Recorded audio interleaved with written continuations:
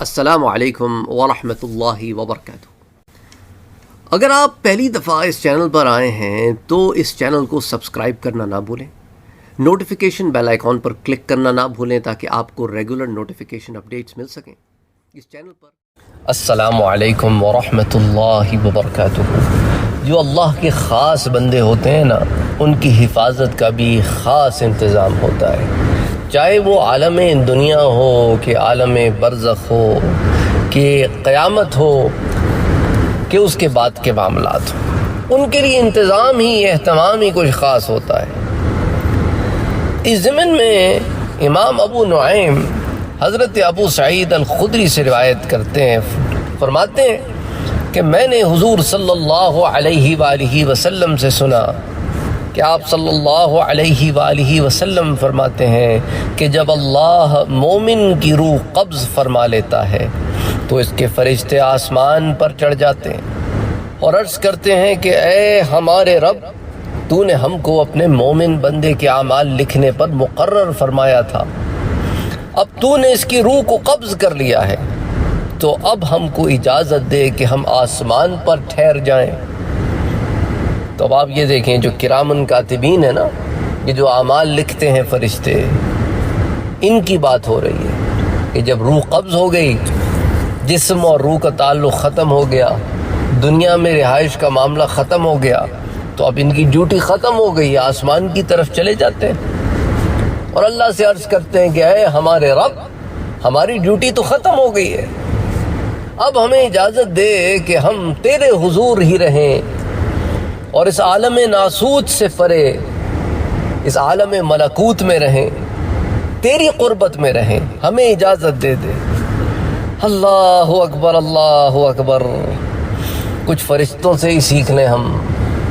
کہ رب کی یاد میں تڑپتے ہیں، تو اللہ فرمائے گا کہ ہر آسمان میری تسبیح اور میری تقدیس کرنے والے فرشتوں سے بھرا پڑا ہے، پر ہے۔ تو وہ عرض کریں گے پھر زمین پر رہنے کی اجازت ہو، اللہ تعالیٰ فرمائے گا میری زمین میری تسبیح کرنے والی مخلوق سے بھری ہے۔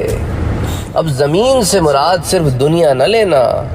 کائنات کی ہر زمین پر اللہ کی مخلوق اللہ کے کام میں لگی ہوئی ہے اور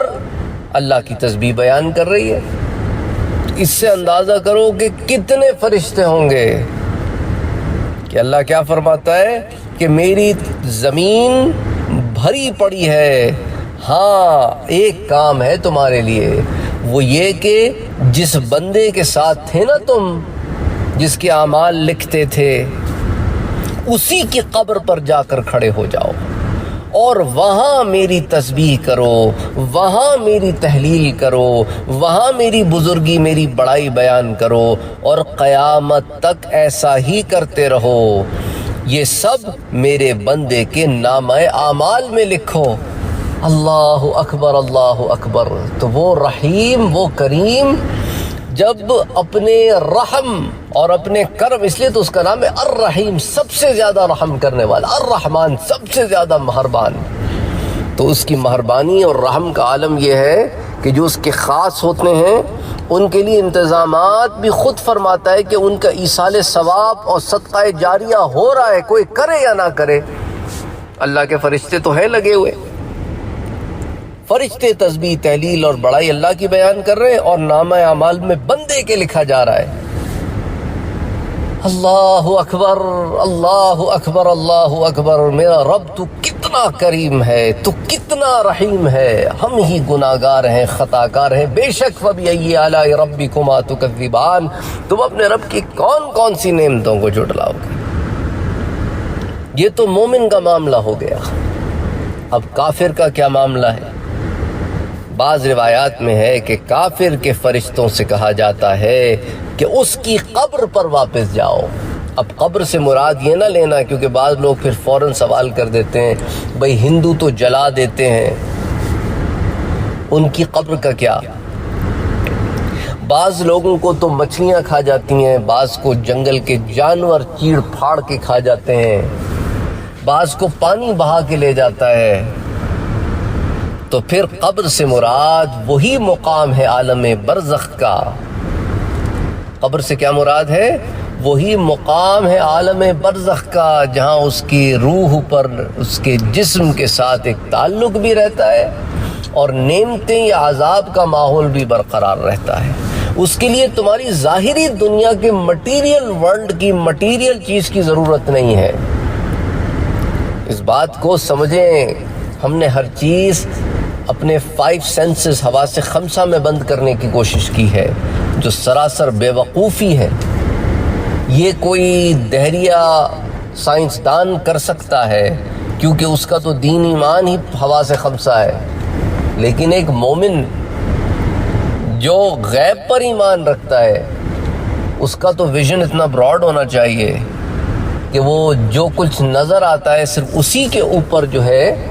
وہ اپنی سارے علم کو کل نہیں رکھتا۔ کیونکہ دیکھو نا، ملائکہ بھی ہیں، جنات بھی ہیں اور عالم بھی ہیں، نظر نہیں آتے لیکن ہیں۔ تو اس لیے کافر کے فرشتوں سے کہا جاتا ہے کہ اس کی قبر پر واپس جاؤ، اور قبر سے مراد وہی ہے جو بھی میں نے آپ کو ایکسپلین کیا، اور اس پر لعنت کرو۔ یہ بھی عذاب ہے، عالم برزخ کا ایک عذاب ہوگا کہ لعنتیں پڑتی رہیں گی، ملامتیں پڑتی رہیں گی۔ اس کو ایموشنلی سائیکولوجیکلی بھی بریک اپ ہوگا، اس کا صرف جسمانی بریک اپ نہیں ہوگا۔ اللہ تعالیٰ محفوظ رکھے، آمین یا رب العالمین۔ اے اللہ ہمارے گناہوں کو بخش دے، اے اللہ ہمارے گناہوں کو معاف فرما دے، اے اللہ ہمیں مومنین میں شامل فرما دے، اے اللہ ہمارے ساتھ معاملہ آسان فرمائے، اللہم اے اللہ ہمیں عذاب قبر سے بچا لے، اللہ ہمیں جہنم کی آگ سے بچا لے، اللہ ہمیں اپنے غضب سے بچا لے، اے اللہ ہمیں آزمائشوں سے بچا لے، ہمیں امتحانات سے بچا لے، اے اللہ اے اللہ اے اللہ ہمیں بخش دے، ہمیں معاف فرما دے، ہمیں بھی، ہمارے اہل و عیال اور ہماری اولاد کو بھی، اور اے اللہ ہمارے ماں باپ کو بھی، اور ہمارے آباء و اجداد کو بھی، اور ہماری آنے والی نسلوں کی بھی حفاظت فرما، ہمارے اور ہمارے اہل کی اور ہماری آل کی ایمان کی حفاظت فرما، ہمارے دوست احباب کی ایمان کی حفاظت فرما، ہمارے رشتہ داروں کی ایمان کی حفاظت فرما۔ اے اللہ جو ہم میں گزر گئے ایمان والے ان کے گناہوں کو بخش دے، اے اللہ ہمارے گناہوں کو بھی بخش دے، ہمیں بھی معاف فرما، ہم تیرے گناہ گار خطا کار سیاہ کار بندے ہیں، پر بندے تو تیرے ہی ہیں نا میرے رب، تو نے معاف نہ کیا تو ہم کدھر جائیں گے، ہم تو خسارے میں پڑے ہیں،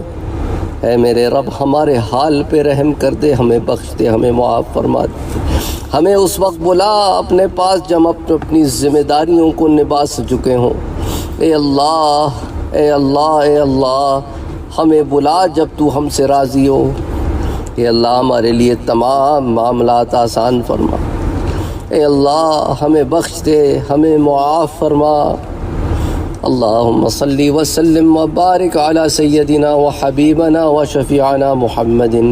صلی اللہ علیہ وسلم۔